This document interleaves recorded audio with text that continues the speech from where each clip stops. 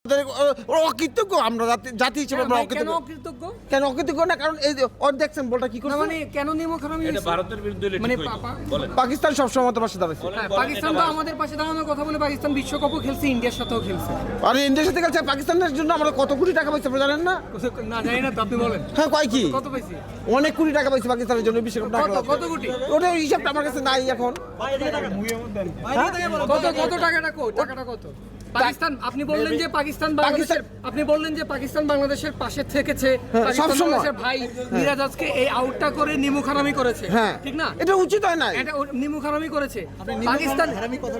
পাকিস্তান কোন জায়গায় পাশে থেকেছে বাংলাদেশ? আচ্ছা যখন করোনা ছিল না, ভারত যখন পাকিস্তান কি এখন বাংলাদেশের বিপক্ষে যে ম্যাচটা জিতলো তারা কি সেলিব্রেট করতেছে না?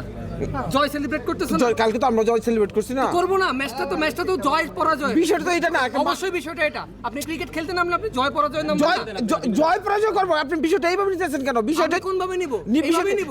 অবশ্যই এইভাবে। আপনি আমি খেলতেছি এখন, আমি আপনার আমি খেলতেছি কেন? হয় আমি জিতবো নয়তো আপনি জিতবেন। কিন্তু আমি জয়ের জন্য ও কি ক্রিকেটের নিয়মের বাইরে আউট করছে? না আমি ক্রিকেটের নিয়মের বাইরে আউট করে এরকম বহুত নজির আছে যে কইরা গেছে তারপর আউট করে না ইচ্ছা করে। পরে নাই। আপনি কি জানেন সালমান আগা যদি হাত দিয়ে বলটা ধরতো তারপরেও তিনি আউট হতেন, ওইটার নাম হতো অবস্ট্রাক্টিং দ্য ফিল্ড। আপনি জানেন? না ওইটা আউট কিন্তু কোনো দুঃখ নাই। আবার বলে